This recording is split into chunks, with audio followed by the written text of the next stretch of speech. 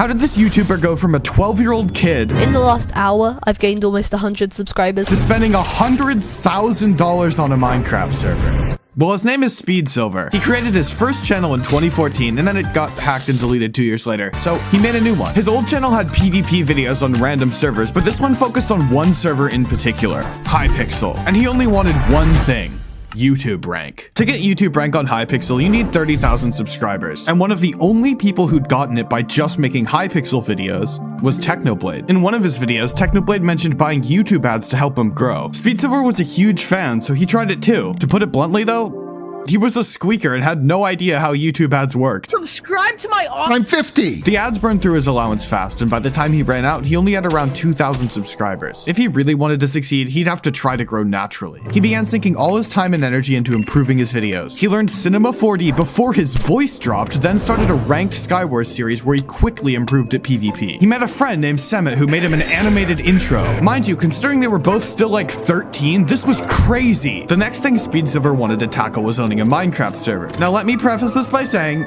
he was a kid, but he stole a bunch of Hypixel maps, added public plugins, and hosted the entire thing on his dad's borrowed laptop. Why is my internet bill tripled? Anytime it got to like 30 players, it just crashed. Despite it being a complete mess, Speed Silver clearly had a passion. Plus, somehow he still made a profit. But he wasn't going to get YouTube rank by failing to make Minecraft servers, so he went back to Hypixel. He wanted to make a new style video he'd seen more recently called UHC Highlights, a compilation of the best moments from games of UHC, which if you don't know is like Minecraft Battle Royale. The problem is, it's hard to make a compilation of your best moments when you can't even win a game. Jesus Christ, he just dropped us, man. But he kept practicing, and eventually he got his first win. Yes! Oh my god. Excited, he edited it, and it flopped. If he wanted to grow, he'd have to make content people actually wanted to watch. But his PvP skills would still be very useful. He started posting exclusively UHC commentary videos, and since his voice was finally starting to change, he saw some level of success. But that success felt hollow. There was another YouTuber making very similar content, and relatively speaking, he was absolutely blowing up. That YouTuber was Wisp. Speed Silver wanted to figure out what Wisp was doing that he wasn't, so he clicked on a Wisp video. Welcome back to UHC. Needless to say, Speed Silver was not a fan initially, but that was about to change. On the way home from school one day, he ran into a mysterious person who recognized him. Are you Speed Silver? What the? It's me, Wisp. Apparently, they only lived like 5 minutes apart. Afterwards, they talked about YouTube for a while. Speed Silver was super inspired. Wisp was doing YouTube full-time and had such a total passion for growing his channel. After this interaction, they became good friends, and Wisp started giving Speed Silver a ton of YouTube advice. His thumbnails improved, and his videos finally started to reach more people. He was invited to bigger events where he met top players of the time, like PikaClicks, the same guy who went on to make Minecraft Ultimate, the subject of my favorite Technoblade video. Speaking of Technoblade, he was in Speed Silver's chat during one of these events. That must have been amazing for him. After grinding videos for a couple more months, Speed Silver made one about a glitch, and it finally pushed him over the requirements for YouTube rank. Then he started a series documenting his journey to becoming the #1 UHC player in the world. The only goal left was for him to reach 1 million, and it felt like nothing could stand in his way. Before I continue the video, I want to hit 100,000 subscribers, and I need your help. I really want to make this my career, so it'd genuinely mean so much if you considered subscribing. Things were still going great, but Speed Silver started to notice a problem. Every day, more and more hackers dominated UHC. Frustrated, he talked to Wisp about it. I can't record anything, bro. Literally same. What if we make our own server with a competent anti-cheat? So, Speed Silver and Wisp started working on a server. It was to be called UHC Arcade. Ownership was split 3 ways between Wisp, Speed Silver, and the developer. Wisp channel was bigger, so he got a bigger share. Since Speed Silver was the #1 player, he felt it was justified to take a lot of the direction himself. However, Wisp was starting to get worried. He felt like he was spending a bunch of his own money on someone else's project. As the server got closer and closer to release, Wisp decided to back out. And since Speed Silver was a much smaller YouTuber, the developer backed out too. UHC Arcade was a complete failure. Don't get me wrong, Speed Silver learned a lot, but that didn't make the situation any easier. Without UHC Arcade, hackers made it increasingly difficult to make any UHC videos on Hypixel. At this point, he basically only played UHC to record, instead spending his free time on a new Hypixel minigame. It never occurred to him to try making videos on it, until he realized some of his biggest inspirations were doing it. The gears in his brain started turning, so around 10 months after Skyblock's release, he finally posted his first video on it. The video immediately became his most most popular, so he made more. He really enjoyed the room Skyblock gave for a more complex story, and he was having fun. Side note, this is actually when I started watching him. He hired his old friend Semet to help him edit, and he quickly rose to the top of the Skyblock community. As far as I can tell, he had the highest view average of any Skyblock YouTuber at the time. He kept pushing throughout the pandemic and eventually reached over 150,000 subscribers. That also means he passed me, but Speedsilver was about to receive a message that would make him reconsider everything. Yo, can we keep making UHC Arcade? This was a massive decision. Speedsilver was already firmly a Skyblock YouTuber and it didn't make sense to switch back. But on the other hand, this is what he'd wanted from the start. He knew he'd feel left out if he wasn't a part of it. So eventually, he made up his mind. You can go ahead without me. A few months went by and they kept to their respective content. But one day, when Speedsilver checked in on Wisp's channel, he was shocked. Wisp was getting millions of views, and these weren't UHC videos anymore, they were part of a new trend.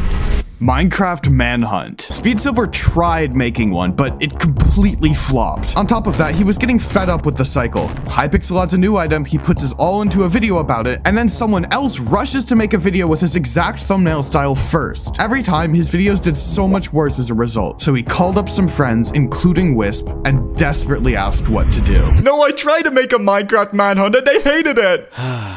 What about a new channel? It was a big decision, but it was becoming clear that he'd never reach 1 million like this. So, he decided to take the leap. He created a new channel with much more memorable branding and funneled all his skills he'd picked up on his previous channel. He wanted to do things right. When he finally posted the first video on the new channel, he was nervous. He shouted it out on his old channel and he picked a very popular trend to jump on. He even had Wisp share it to his audience. And to his disbelief, it did okay. Not nearly well enough to justify leaving his old channel yet. So he tried again and again. This third video did okay, but it wasn't until his 6th video where he really started to pop off.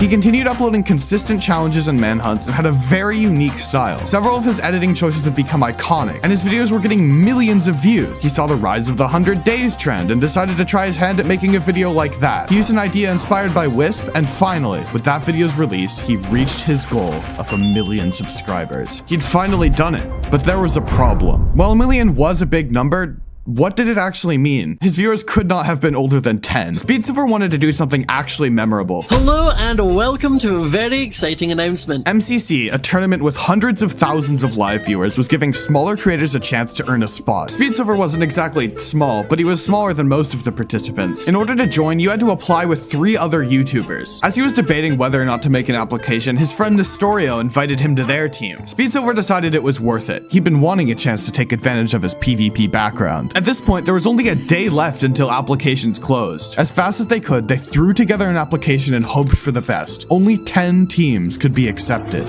I'm Silva, and I'm a 19-year-old Minecraft Twitch YouTuber. God, I hate how he talks. But exactly 9 days later, out of over 3,000 applications, they made it to the top 10. They weren't out of the woods yet, though. For this to be something memorable, he'd have to win. Nice. Nice! Shot him. I got bottom 4.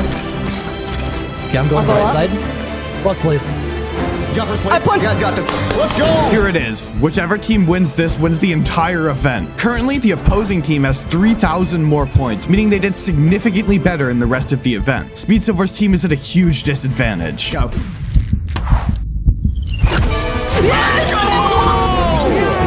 Let's go! Against all odds, they did it! Speedsilver had done something memorable, and now that that was over, it was time to focus all his energy on YouTube. He released 2 more 100 Days videos, but while working on his 4th, he was starting to burn out. He ended up posting it with basically no narration since he just couldn't bring himself to do it. Once again, he needed to try something new. Civilization events were a new trend around this time, and they caught his interest. 100 players would be split into teams, and after a grace period, PvP would be turned on. Speedsilver had tons of ideas to make these even cooler, but before he had the chance to start, Technoblade died. He was the reason Speedsilver was where he was at with YouTube and everything. Speedsilver grew up watching his videos, and they inspired so many of the decisions throughout his YouTube journey. Techno's death really showed that any day can be our last. It may feel like it'll never happen to you, but time and time again, it does happen. Those people just aren't alive to talk about it. Speedsilver had an opportunity Technoblade didn't. He got to keep pursuing his dream, and he couldn't let that go to waste. Speedsilver decided to go ahead with Civilization videos. He spent ages on his own event server and decided to add proximity chat. Ever since his first time seeing it, he's been fascinated. After putting together his massive event, he tried recording it, but something about it was just boring. So he decided to try one more time. He brought some entertaining old friends from the UHC community, and this time, it went perfectly. After posting, it became his most popular video. The pain of the recording and the stress of the video coming out were finally worth it, but his editor, Semet, was exhausted. The video had hundreds of hours of footage split across dozens of perspectives, and as an editor myself, I am so sorry he had to go through that. Speedsilver needed a team. He tried hiring editors, but none of them were up for a project of this caliber either. Because of this, he wouldn't be able to maintain this style of content forever. His events were a big deal though. A lot of my friends wanted to participate. He realized how much demand there was and decided to keep it going for a little while longer. He also started to think of ways he could capitalize on it with a public server. But it wouldn't be just any public server. He wanted to do it right. Every video from this point on was designed to drum up demand for it. By his fourth Civilization video though, Semet couldn't bring himself to edit anymore. Speedsilver was forced to edit entirely by himself, and it was taxing. On top of that, other YouTubers began to notice him succeeding. They cloned his videos exactly. The game design, editing style, and even his skin. It was too much, and he decided to switch content again. But if Speedsilver was gonna switch, it had to be something he'd enjoy and something that would also fit with his server. Also, with Civilization events, he was just narrating what other people did. He wanted a chance to play the game himself and to sharpen up his old PvP skills. With all that considered, this was a really tall order, but eventually, he came up with a new format. Battle Royale. 100 players are placed in a map with structures and loot, and they have to compete to be the last man standing. Except it's Minecraft. It mirrored his old UHC videos, but implemented all the new strategies he'd learned about YouTube since. He recorded the first episode, and since the whole video would be from his perspective, it was a lot easier to edit. Excited, he also recorded a second episode. Then, right before leaving to visit his family for Christmas, he uploaded episode 1. During his trip, he randomly checked his channel and was super disappointed to see it had flopped. Since the second episode was already recorded, he was desperate to get this format to work. In one last attempt, he connected to his family's terrible Wi-Fi and made a new thumbnail. And somehow, it started gaining views. Then he posted the second one, and that one got millions of views too. The third video did the best out of all of them. He even got a ton of comments asking how to participate, which was a really good sign for the public server he was working on. But while he was recording his fourth, he ran into an issue. His viewers had gotten too good. It was super hard to stay alive long enough to make the video. Even though he did manage to survive, constant PvP made the video feel repetitive and boring. But he'd been secretly waiting to announce his public server for a year, and he had to make one last Battle Royale video to promote it. And when it finally came out, he did not disappoint. Hotplate Battle Royale is a game mode where the goal is to be the last team standing on a giant map with custom world generation and new exciting structures to explore. And you'll begin the game by riding a dragon across the map and can glide down to begin preparing for PvP to enable after 15 minutes. Hoplite. Cool name. The server was an instant success. And quite frankly, it better be, because he actually spent $100,000 on it. As a YouTuber, Speedsilver added all the custom content specifically to make creating videos as easy as possible. It seems like Hoplite is a genuinely good content opportunity right now for new YouTubers, which, to me at least, is a really good sign. It also helps that he isn't pulling a tubnet and he's actually promoting it. And that's kind of where things are at today. Stick around and I'll reveal his next set of exactly 4 videos.